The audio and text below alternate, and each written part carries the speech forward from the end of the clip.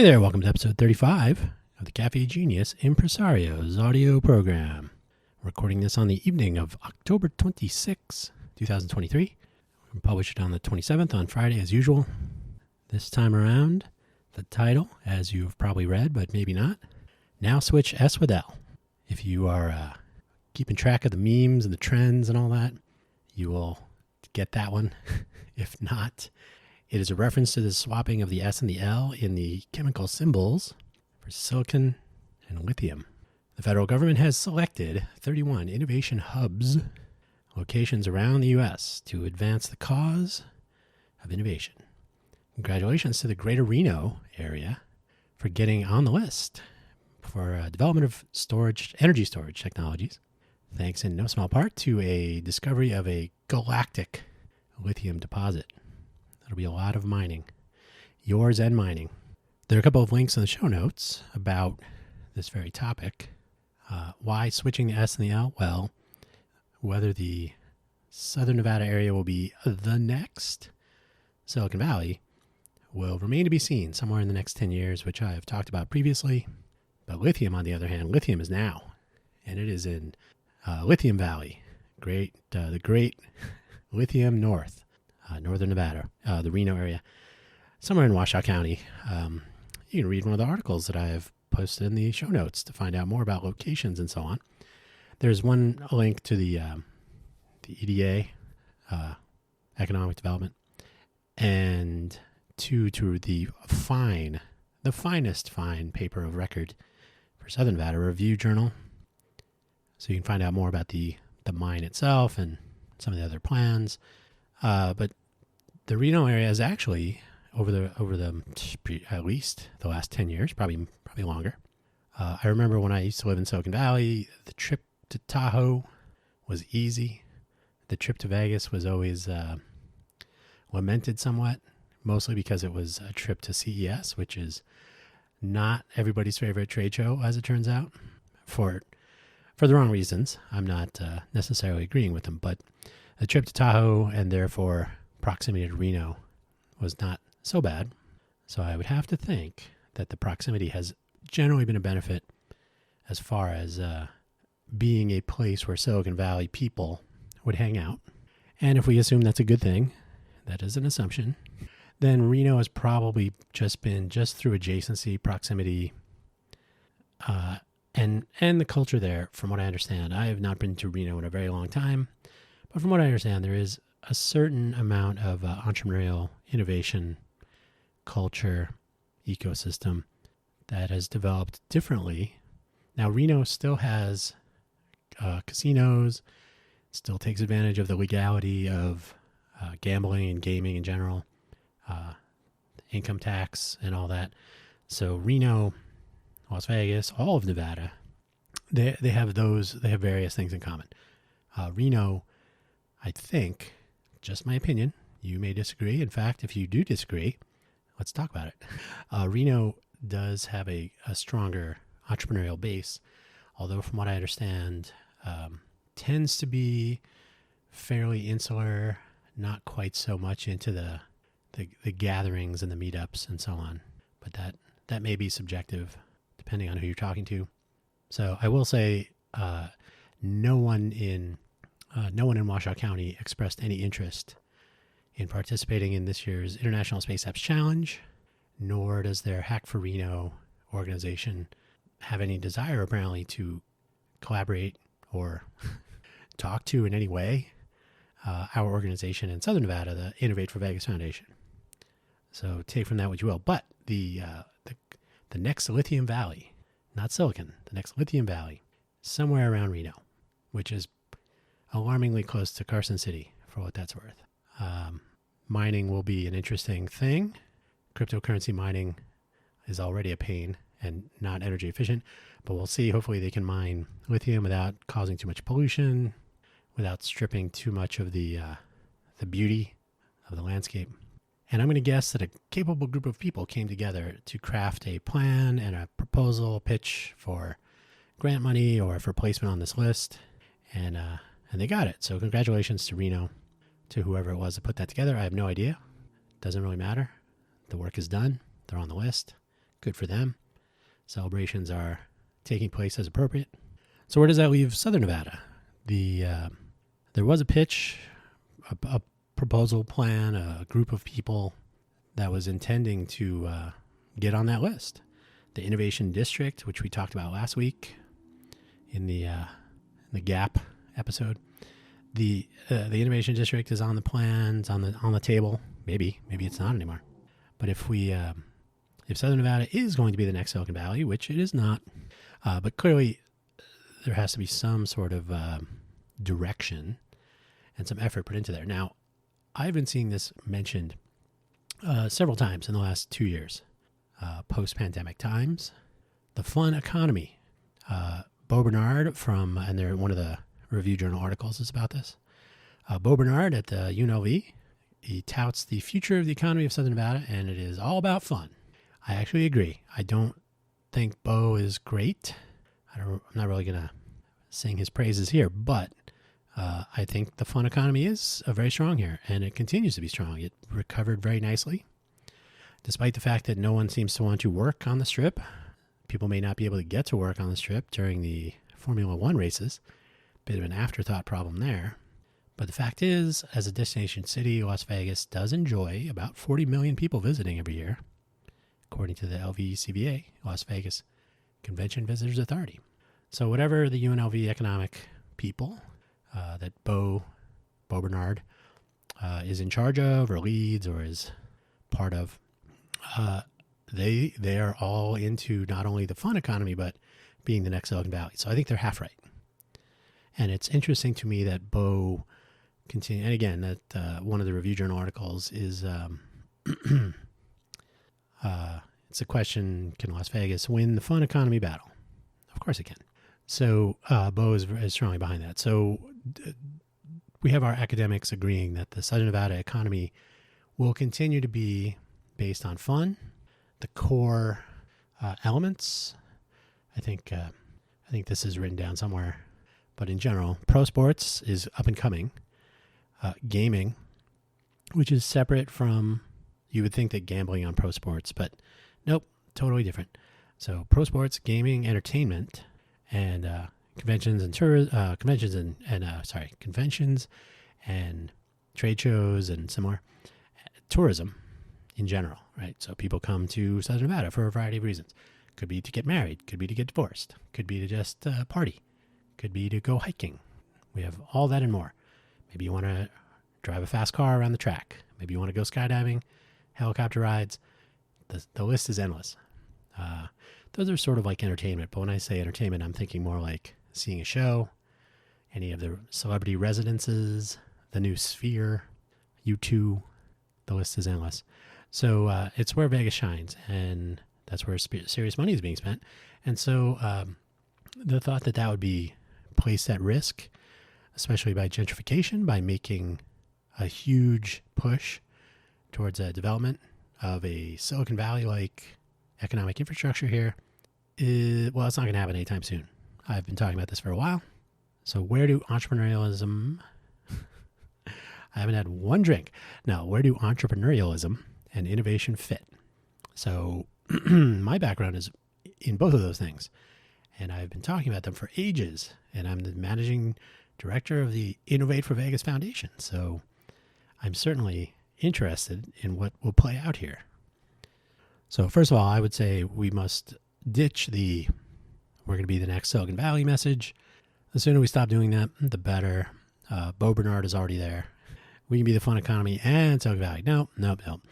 And the truth be told, Silicon Valley has all the things that Vegas has.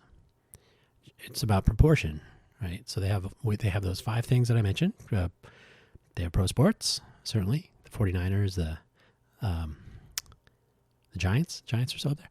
They have a hockey team. The Sharks, San Jose. But either way, throughout the Bay Area, there's pro sports. There's entertainment of all kinds. There's no shortage of concerts and whatnot. There's tourism. People go there to go shopping, to go see the sights, to enjoy any of the variety of foods. The restaurant business there is as big as it is here, probably. So Silicon Valley and Vegas are already very similar, and a lot of places have all those things. It's just that nobody is saying that Silicon Valley is going to be the next Las Vegas. So lean into what you're good at. And Silicon Valley started in 1947 to be Silicon Valley. Vegas has spent most of those years becoming Vegas. So we should focus on being a better Las Vegas, and we can.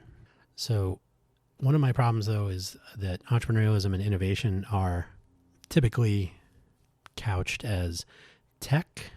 They must include tech. They must involve tech. Tech is all about entrepreneurialism and innovation. Not true. We are overly focused on tech here. There's the top tech awards coming up. Tech Alley, mistaken belief that economy of a destination city might be switched completely to tech. It's like a teching time bomb. So they can involve tech. A lot of things involve tech now. You can be an artist and use digital tools. Maybe use Figma. Maybe use Photoshop. Maybe use any number of tools. Maybe you edit video. Doesn't mean you have to be a programmer. Doesn't mean you have to be developing the next unicorn. You're using tech to be entrepreneurial, to be innovative, to create new things, to create new products and services. Maybe you have a YouTube channel or a Twitch channel. Maybe you are producing a podcast. Any number of things. So you don't automatically have to be building the next, whatever, super app. You don't have to be building the next Twitter, because that seems to be, that domain might become available soon. So there's a mistaken belief that the economy must, if it's going to be innovation and entrepreneurial in any way, it clearly must be tech. And you can see this when there are occasionally reports on the thousands of people moving from California to the Vegas area. And there is a presumption on the ground. I don't think they say it in so many words, but in the circles of people who have these discussions, there is a presumption that clearly that means that we're going to be the next Silicon Valley. Could be people from California are moving here from Silicon Valley, but they're not in tech and they're tired of paying ridiculous rent that they can't afford. So they move to Vegas. Maybe they're going to help gentrify the place, but not quite as quickly. So there's still a possibility of entrepreneurialism and innovation. We don't have to be all tech. And the example I use sometimes is if you want to start a food truck, for example. I've done an episode of that, how the food truck landscape as part of our EIE, our entrepreneurial innovation ecosystem here, kind of fits, but it could use some work. But if you want to be entrepreneurial, you can start a food truck. You can get the truck wrapped. You can brand it. You can come up with a menu. You can come up with an innovative menu. And you can use some software tools. You can depend on Instagram. You can do private catering events. So you can use technology, and certainly you're going to use some sort of payment processing. So you're going to take credit cards out in the field. So you're going to use like Square, Clover, etc. So you're going to use technology. You're going to use technology for marketing, for payment processing, maybe for menus. You're going to use an office suite of some sort to prepare documents for doing some marketing, and maybe you'll use Canva or Figma. Maybe you'll have a website or build one with Squarespace or Wix, or who knows.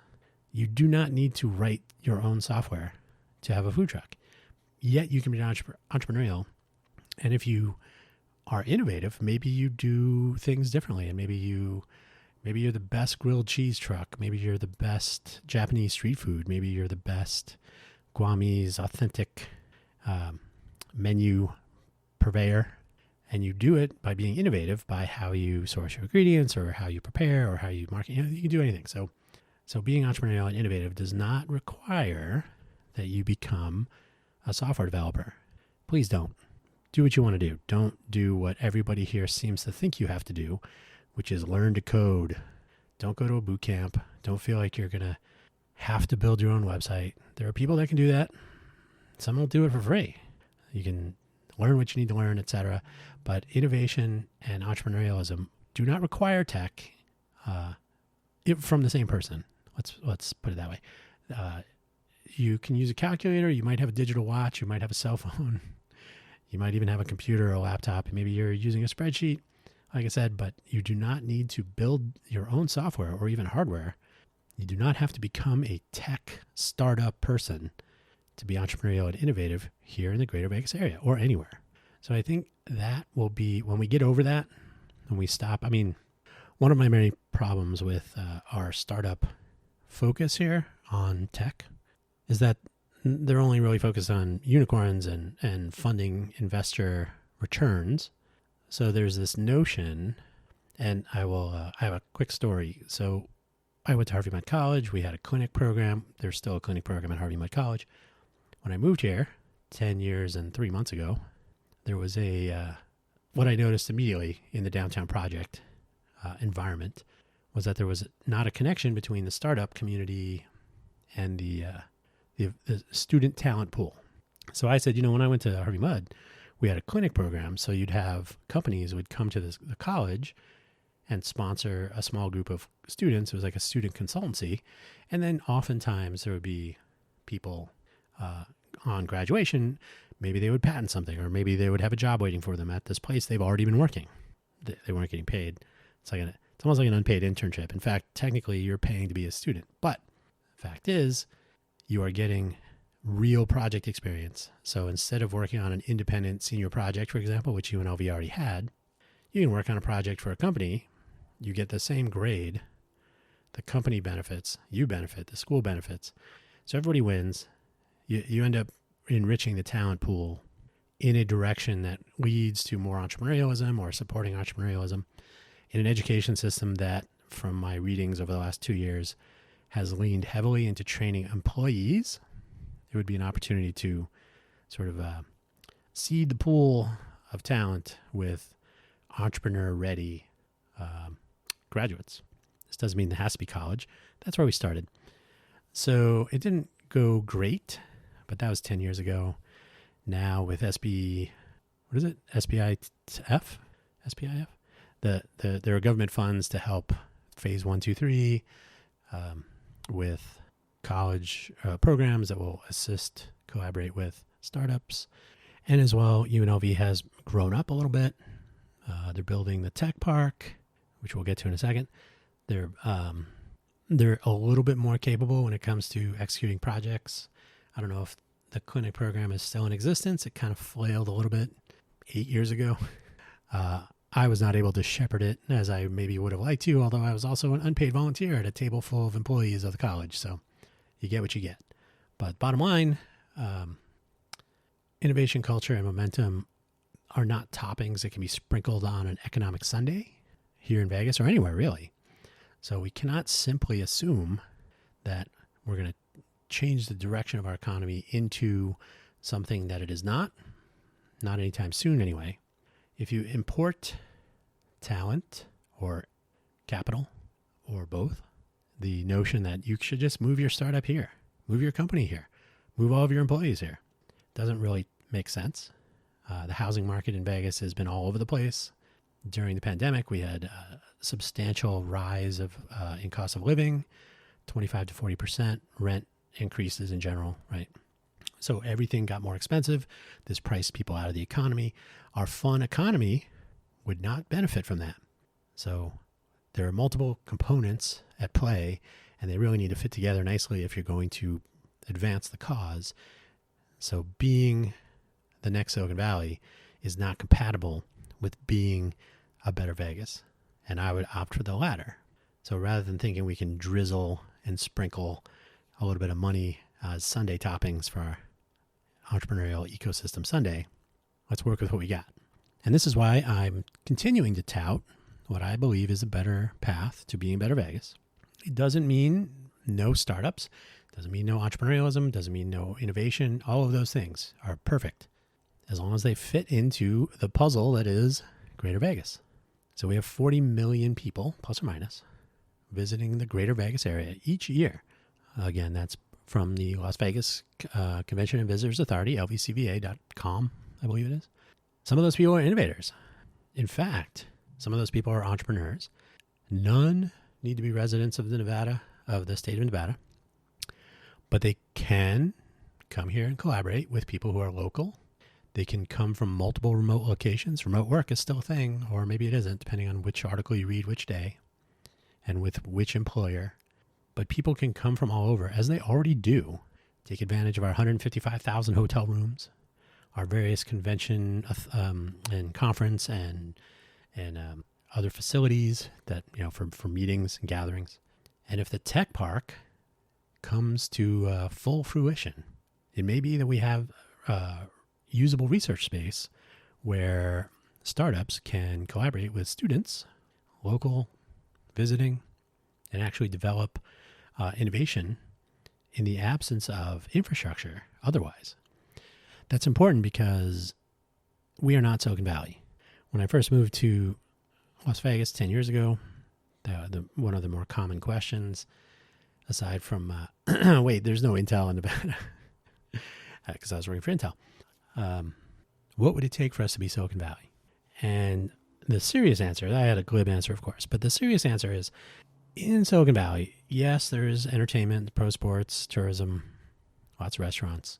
There's even some gaming, not quite as conveniently available, but there are card houses and so on. So all those things. But while all those things do exist, back in 1947, when Professor Turning, I think it's Turning, went from the East Coast, radar engineer, World War II, moved to Stanford, convinced Hewlett and Packard to do their thing with their little startup, convinced newly anointed Nobel Prize in Physics, Nobel laureate, I can't remember his first name, Shockley, to move to Mountain View to be closer to his mother. Started Shockley Semiconductor. Shockley, famous for transistor invention and development. So real Silicon Valley started in 1947-ish with actual silicon. Chip fabs, cutting-edge development, technologies, innovation, invention. And what you get with that is a solid foundation of resources, infrastructure. You want to have a motherboard made? You can do that. You want to have chips designed? There used to be chips and technologies for quick turns. There used to be, Altera and Xilinx were in Silicon Valley, so you could do FPGAs. Xilinx was acquired by AMD. Altera was acquired by Intel and is strangely being spun back out. But the fact is, Silicon Valley has all of the Lego pieces sitting on the ground. You just have to wander around and pick them up and assemble them, and you can get your FCC certification in Mountain View. You can go to Quanta in San Jose and get your thermals and environmental testing. You can do prototyping in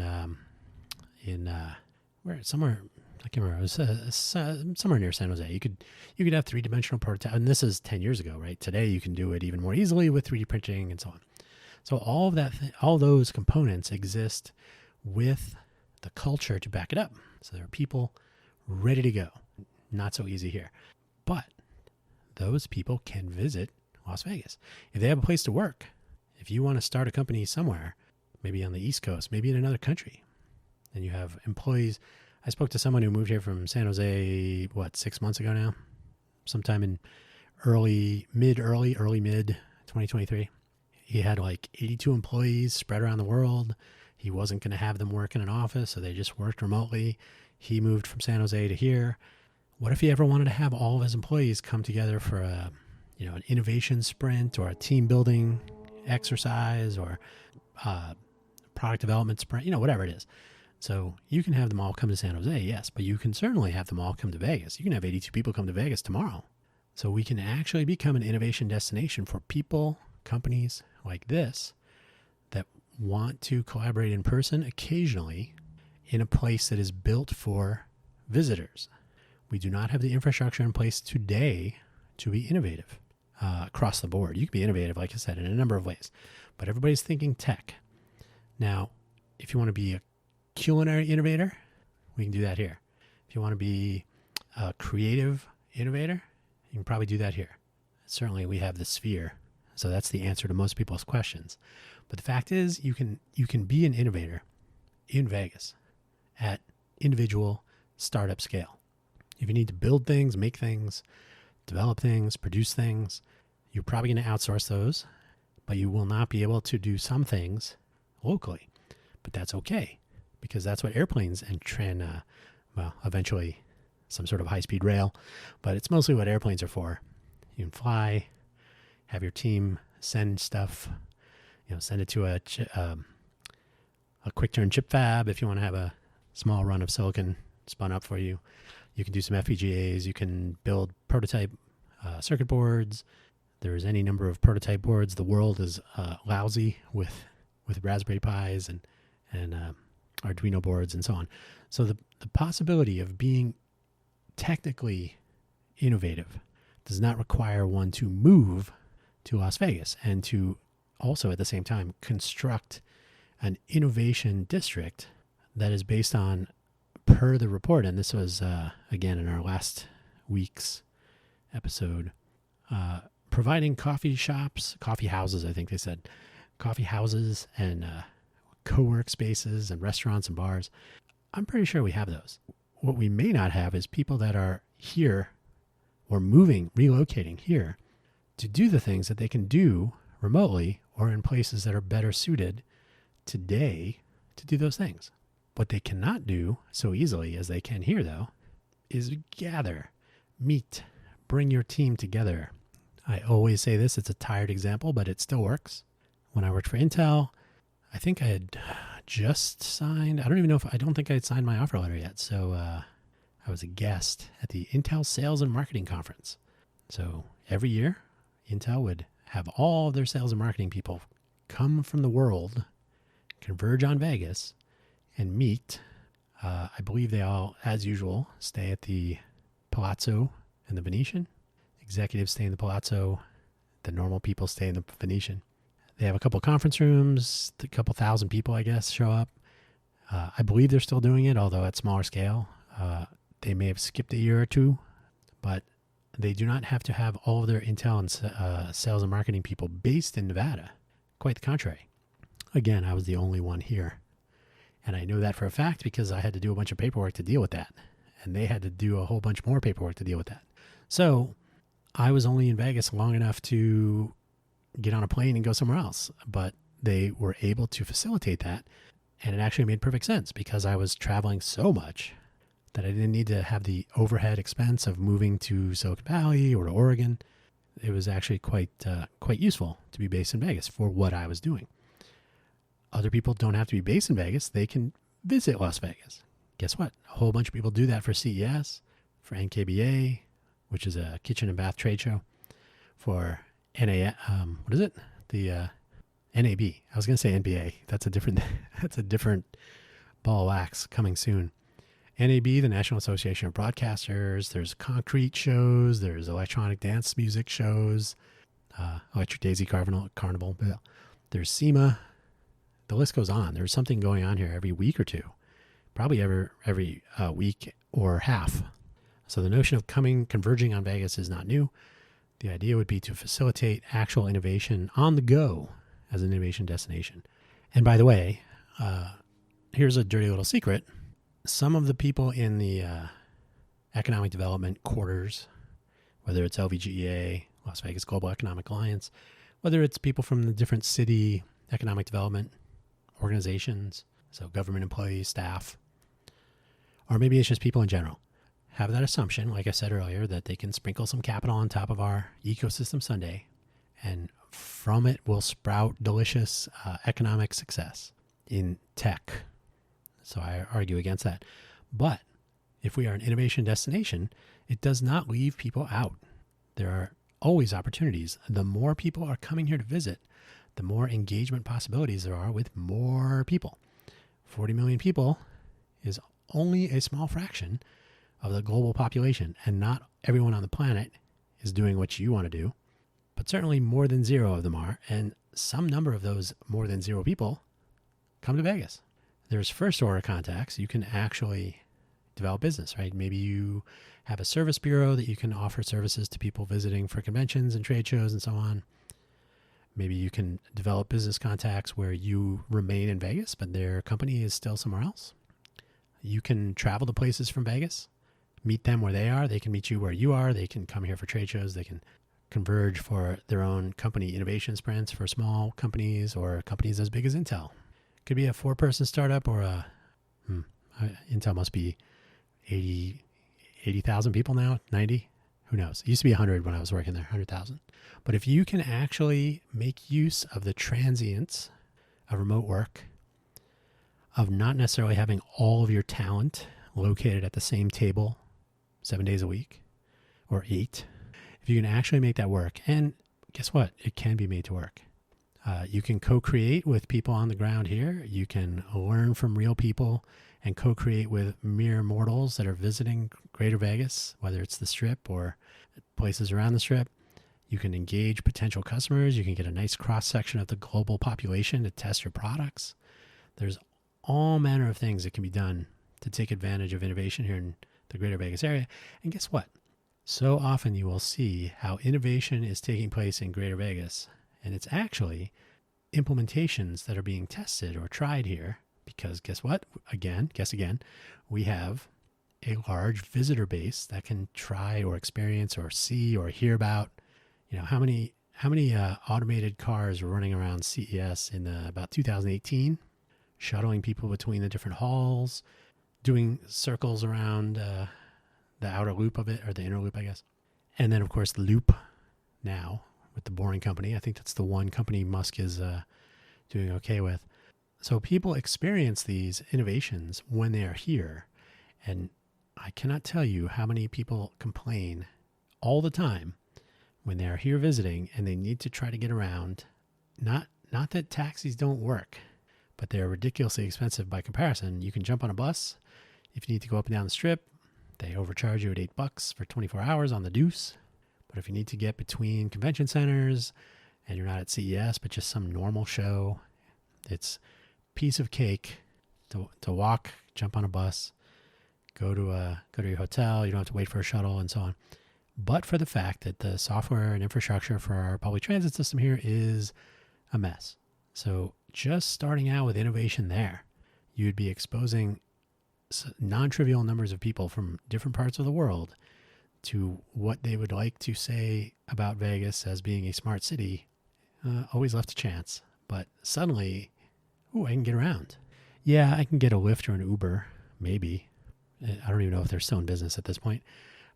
Surely you can jump in a taxi or a limo, a shuttle bus, but maybe you just want to pay $2 or maybe $5 for 24 hours for using the RTC app, and they don't card you. Are you a resident? Yeah. It could be easy to get around. It could be easier to get around.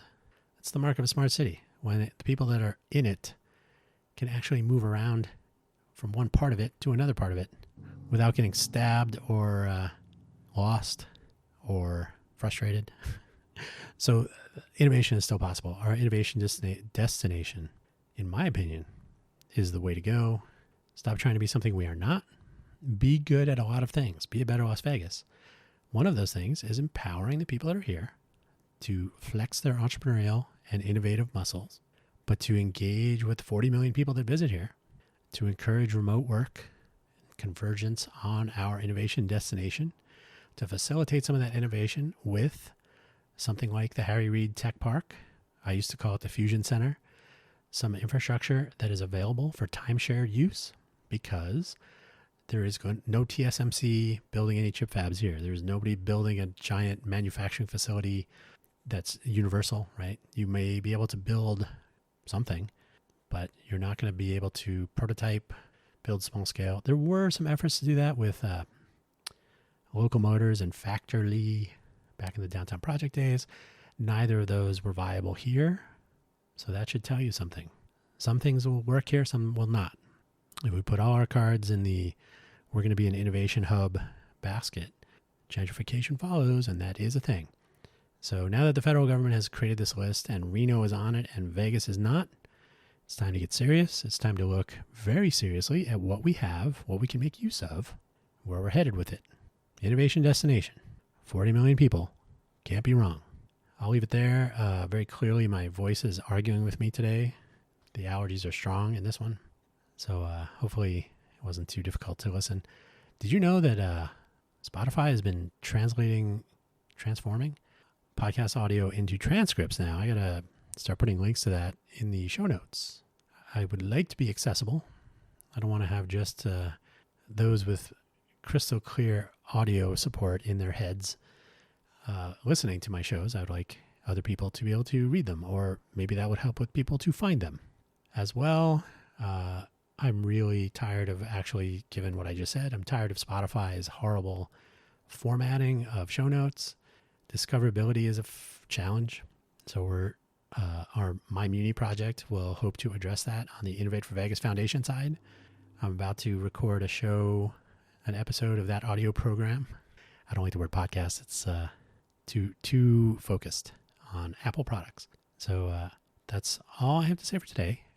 Probably when I remove the silence patches, because my voice has been punching me in the face, as Mike Tyson has described. I'm looking at it now and it's 40 minutes, but when I cut out the silence gaps, it'll probably be like 12 minutes. So everything will be fine. Thank you for having listened, and thank you for listening into the future. We need to make it easier to discover not only audio programs, but vloggers, video content creators, and in general, stories and progressions, blog entries, timelines, progress made by various people that are entrepreneurial and innovative in Greater Vegas, not just tech. If you open a new coffee shop, people should know about it. And as you develop your bean scene, small b, small s, people should also know about that. Discovering these things now is a question of which one the local media companies will decide to bless with a human interest story, so often lost in the nonstop coverage of bad news. Every city has that. So good news gets one shot. Bad news gets continuous coverage, wall to wall, front page, headlines, ongoing. That's the way the world works, but it makes it very tricky to talk to the people who live here. And in our case, more interestingly perhaps, about 2.5 million, 2.3, I think, 2.4 million people in Clark County, Southern Nevada. Yes, I know there are people not in Clark County that are in Southern Nevada. I'm just keeping it simple. So Clark County, I think, is 2.4 million. City of Las Vegas, 577,000, I think. I'm not looking at numbers from memory. So 40 million tourists, that's a big jump in access to humans. It's always an opportunity. It's one we should be taking advantage of. Not taking advantage of the people, but essentially as sort of a form of inbound marketing. There are people coming to town, spending a couple days, spending a week. Some of them are very frustrated by their experiences here. I've known people who outright hate Vegas. They hate coming here. They hate being here. They can't wait to leave. They come here for a trade show because they have to. They just want to get back to the airport and go home. And there are certainly things to do here that could make that different. They may even be able to discover a new technology, a new startup, a new restaurant, a new novel culinary method, a cool new food truck with innovative menu items or an innovative preparation scheme. There was a food truck in San Jose that had, he installed ultraviolet lights inside his truck to keep it sanitized. So sanitizing lights, which are not your typical club black light. So one of his things was that he would nuke the inside of his truck after every event. And he also had Wi-Fi in his truck, but this was a decade ago, so everybody has that now. Anyway, so the whole point is that we could actually shine. We can showcase a lot more than shiny unicorns, both of them. So rather than focusing on these hit or miss ROI for investors, and that's all that matters, etc., we can actually focus on entrepreneurialism and innovation, here in Greater Vegas, and we can make sure that 40 million people who visit here every year have access to that. Discoverability, engagement, interaction, these are all possible. So let's stop trying to be Silicon Valley. Let's be a better Vegas. And let's also prepare to talk about the Downtown Project retrospective, which I'll leave here now. But I think we're actually finally getting there, probably in the next 2 weeks. We're having a meeting during the week of the 6th of November. Thank you for hanging out at the end of the show for some post-credit scenes. We'll leave it there. Thank you for listening. Thank you for sharing with your friends. Consider becoming a guest. You can send email to media@cafegenius.org. 2 F's.